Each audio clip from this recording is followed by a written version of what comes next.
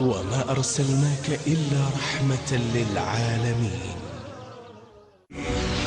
تشاهدون الآن السهم مع مظهر شاهين. سهم الإيمان انطلق زلزل قلوب الكافرين، والوعد لما صدق كان الصدوق كان الأمين. طيب، معانا فقرة تانية وهي فقرة الحاجة سعدية. الحاجة سعدية ست كبيرة في السن في مدينة أها، والحقيقة مرضها صعب جدا. النصف التحتاني ده تقريبا متآكل، واحنا كنا مصورين رجليها متآكلة جدا، بس برضو حفاظا على مشاعر حضراتكم ما حبيناش نعرض الصورة. هنعرض هذا الحوار للحاجة سعدية، وهي يعني مبتسمة وصابرة علشان تدينا احنا درس في الصبر والشكر. وهي المريضة هتدينا درس في الصبر والشكر، ونفسها في حاجة. هنعرف من خلال البرنامج نفسها في ايه، حاجات بسيطة جدا جدا جدا. هنعرف نشوف الحاجة سعدية ونرجع نكمل معاكم الفقرات ان شاء الله تعالى. سهم الإيمان انطلق زلزل قلوب الكافرين. بسم الله الرحمن الرحيم. ولنبلونكم بشيء من الخوف والجوع ونقص من الأموال والأنفس والثمرات وبشر الصابرين. صدق الله العظيم. النهاردة احنا مع حالة تجسد فيها الصبر. الحقيقة لما دخلت هنا البيت شفت حالة أمنا الكريمة الحاجة سعدية، رأيت الصبر متجسدا في هذه الشخصية وفي هذه الحالة.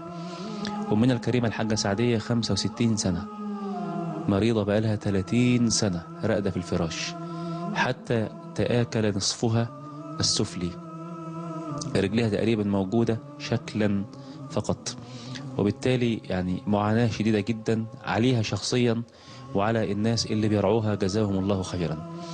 جينا علشان نشوف الحالة ونتعلم منها الصبر. وأنا لما دخلت وشفتها يعني لسان ذاكر بشكر الله عز وجل، وجسد صابر على بلاء الله سبحانه وتعالى. يعني رسالة لكل الناس، في ناس موجودة ربما يصيبهم 10% مما أصاب أمنا الكريمة الحاجة سعدية، ولا تجد عندهم 10% من الصبر اللي بتتحلى به هذه الأم الكريمة. نتعلم منها الصبر، نتعلم منها كيف يكون الشكر لله رب العالمين، نتعلم منها أمور كثيرة جدا، وفي نفس الوقت ربما نستطيع أن نقدم لها شيئا، وأن نقدم للقائمين عليها شيئا. عشان كده النهاردة جيت في مدينة أها في محافظة القليوبية نقدم لكم هذه الحالة.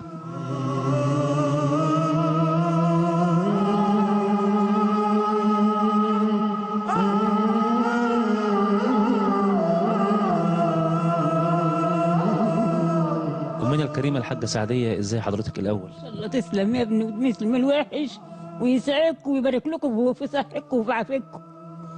الله يبارك لكم. قولي لي يا أم الكريمة، أنا وجدت الصبر متجسد فيكي، فعلمينا من أين أتيت بهذا الصبر؟ من عند الله، من عند الله.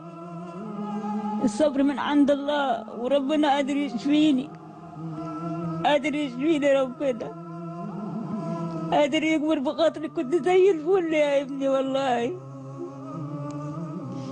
الصبر من عنده، الصبر، الصبر ما فيش له هو الصبر. لما دخلت عليك يا أمي لقيتك بتشكر ربنا وبتعلمينا ازاي نشكره على البلاء. يعني لا، الحمد لله على اللي يجيبه. راضية، أنا راضية، أنا راضية، ونزلني أكتر من كده راضية برضه، والحمد لله. بالليل والنهار البق ما بتقطعش من القرآن خالص، وقناة الرحمة شغالة على طول. اسأل موسارة بره اهي، شغالة على طول على طول قناة الرحمة. يا حاجة طمعانة في ايه عند ربنا؟ يعني انت عايش على امل ايه؟ عايشة على أمل ربنا يشفيني وأقعد. نفسي أقعد يا ابني، طالبة إن أنا أقعد وأمشي تاتي بس كده، هو ده اتحسن أنا على الحيطان. دي اللي انا طالباه من ربنا، وربنا قادر ينولهوني. يقعد وامشي اتاتي كده هو زي الطفل الصغير، بس اقوم اقف زي ما كنت بمشي الاول. دي اللي انا طالباه من ربنا. حاجة يعني ايه الحاجة الجميلة اللي بتخليكي وانت عايشة كده تفكري فيها؟ ايه الحاجة الجميلة في حياتك في ماضيكي لما بتستحضريها بتنبسطي وتبقي فرحانة؟ الحاجة يعني احب القرآن، وبحب وعايزه اجيب وعايز حد يجيب لي تسجيل اسمع سوره البقره، سوره ياسين، وسوره الكرسي. نفسي اجيب لي التسجيل يا ابني، عندي رد صغنن بس عايزه اجيب تسجيل من هو اللي هو عامل زي الوكمان ده. لا، نفسي في تسجيل يا ابني، ابقى احطه تحت ودني كده واسمع الثلاث صور دول. بتحس بايه او بتشعري بايه لما تسمعي القرآن؟ بحس ان انا مش عايزه اكل ولا اشرب واسمع ليل ونهار قرآن. واحب القرآن قوي، واحب اللي يجيب سيرة النبي وكلام النبي دي كله. ما احبش ولا رقص ولا اغاني ولا اي حاجه زي كده. قولي لي يا حاجة، رغم كل البلاء ورغم كل المرض اللي انت فيه، ما زعلتيش كده مرة من ربنا او ما هديش على خاطرك؟ لا يزعل من ربنا؟ لا ابدا ابدا، عمري ما ازعل من ربنا، وعمري. ده انا بالليل في الفجر يكون الله اكبر كده وسهرانه، واقعد اقرا قرآن، اقرا فاتحه لامي وابويا ولاولادي الصغيرين اللي توفوا واخواتي، وطول الليل على كده. لما بتكلمي ربنا بينك وبين نفسك بتقول له ايه؟ بقول له يا رب يشفيني ويشفي كل المسلمين ويسعد الناس كلها، واللي عندها بنت تتجوز ويسعد الناس كلهم ويسعدني معاهم. دي اللي انا بطلبه من ربنا. وسعادتك في ايه يا حاج؟ ساعات ازاي يعني؟ ايه الحاجة اللي تسعدك قوي دلوقتي؟ الحاجه اللي تسعدني قوي ان انا عايزه تسجيل. يعني حلم حياتك تمشي التاتي وتقعدي ونفسك في تسجيل؟ هم الثلاثه دول نفسي فيه، اقعد وامشي تاتي كده هوت وتسجيل صغير وخلاص، واكلها بملح. والله يا ابني انا طالبه من ربنا اكلها بملح وامشي واقعد ما كنت بقعد الاول. بتفرحي لما حد يجي يزورك يقعد معاكي كده ويسليكي ويتكلم معاكي؟ سلام. انت عارف لو عيل صغير جنك، عيل صغير، افرح وابقى مش عايزاه يمشي، وابقى عايزه اي حد يجي يقعد معايا كده اهو.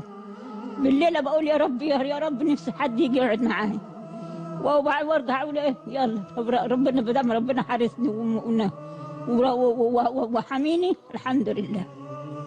لو هتقولي لي حاجة كلمة للمرضى اللي ما عندهمش صبر، يعني في ناس بيبقوا مرضى لكن ربنا يعني ما بيبقوش عندهم الصبر اللي انت متحلية بيه دلوقتي، لو انت مريضة توجهي لهم رسالة تقول لهم ايه؟ اقول لهم اصبروا، اللي يصبر ينول. كل ما النفر يصبر ينول الخير وربنا هيشفيه ان شاء الله. اللي ما يصبرش ربنا مش هيشفيه، واللي ما يذكرش ربنا مش هيشفيه. وذكر الله احسن من الاكل. انا عندي ما اكلش ولا اشربش واحب القرآن قوي، واكلها بملح واحب القرآن. الاكل دوت عندي اخر حاجه اتكلم فيه. يعني شوف لو مر على اليوم كده اكل بجبنه عندي احسن زي ما تكون اللحم. بتسمعي يا حاجة ان ربنا عز وجل يعني اعد للصابرين في الاخره جنه؟ لو انت كده يعني هتطمعي في كرم ربنا، تحب تكوني في الاخره في الجنه مع مين؟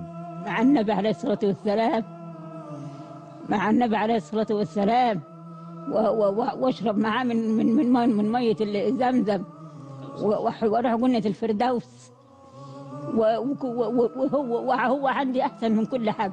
ونفسي بقى ان انا بقى ربنا يشفيني كده اروح ازور النبي.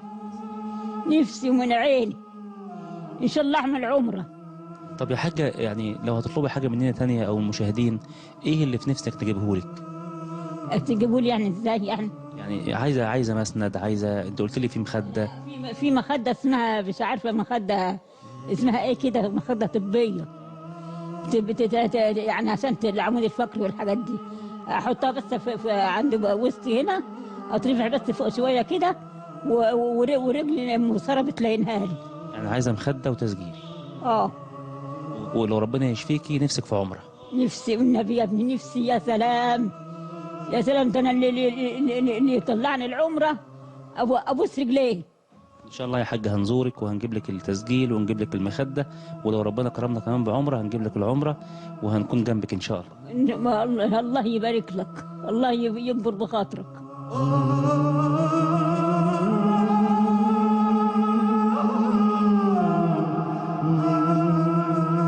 سهم الإيمان انطلق زلزل قلوب الكافرين، والوعد لما صدى نفسك في ايه يا حاجة سعدية؟ نفسي اقعد وامشي تاتي على حيطة وتسجيل واكلها بدقة. امنيات هي بالنسبة لها امنية غالية جدا، واحنا مش حاسين بالحاجات اللي ربنا مديها لنا. اللي قاعد مش ما بيحمدش ربنا كده ان هو قاعد، مش عارف ان في ناس نفسها تقعد بس زيه. واللي ماشي على رجليه مش عارف ان في ناس بتتمنى تقف على رجليها وتسند بس على الحيطة.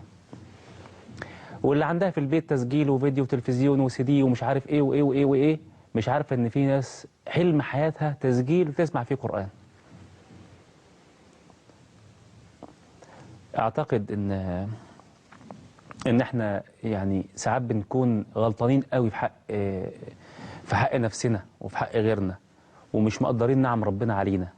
فبالتالي محتاجين نتعلم الشكر والصبر، ونعرف اللي هيعرفنا حقيقة النعم اللي احنا بنتمرغ فيها ليل ونهار ومش حاسين. الحاجة سعدية والناس اللي بنصور معاهم بيعرفونا قد ايه احنا في نعم ومش حاملين ربنا عليها. نفسها في تسجيل، مخدة طبية، وعمرة. اعتقد كتير قوي النهاردة هيبعتوا لي رسائل يقولوا لي احنا متبرعين بعمرة للحاجة سعدية. كتير قوي كتير قوي هيبعتوا لي رسائل النهاردة يقولوا متبرعين بعمرة للحاجة سعدية. أنا واثق في كده وفي ربنا إن شاء الله تعالى. اللي عاوز يشترك في فقراتنا أو يساعد أو يتبرع يبعت رسالة SMS من رقم بلده على القناة دلوقتي، يكتب بس فيها قافلة واسمه ورقم تليفونه، أو يكتب فيها متبرع للحاجة سعدية بعمرة، متبرع بتسجيل، متبرع بمخدة طبية. اكتب اللي انت عايزه وابعت رسالة من رقم بلدك دلوقتي، وهنروح نصور معاها إن شاء الله، وهنحاول ربنا يقدرها أولا ويقدرنا إن احنا نحقق لها ما تتمنى. أي حد عنده اقتراح أو عنده سؤال أو عنده مشكلة أو عاوز يشوف حلقاتنا موجودة على صفحتنا محبي برنامج السهم. بشكر حضراتكم على التواصل. ألتقي بكم بإذن الله تعالى على خير. سبحانك اللهم وبحمدك، أشهد أن لا إله إلا أنت، أستغفرك وأتوب إليك. دمتم في رعاية الله. السلام عليكم ورحمة الله وبركاته. سهم الإيمان انطلق زل القلوب الكافرين، والوعد لما صدى كان الصدوق كان الأمين مسلم وسهم الحق عالكذب والشبهات، الجنة تبقى مصيره وعرضها السماوات. مسلم وسهم الحق عالكذب والشبهات، الجنة تبقى مصيره وعرضها السماوات. سهم الإيمان انطلق زلزل قلوب الكافرين، والوعد لما صدى كان الصدوق كان الأمين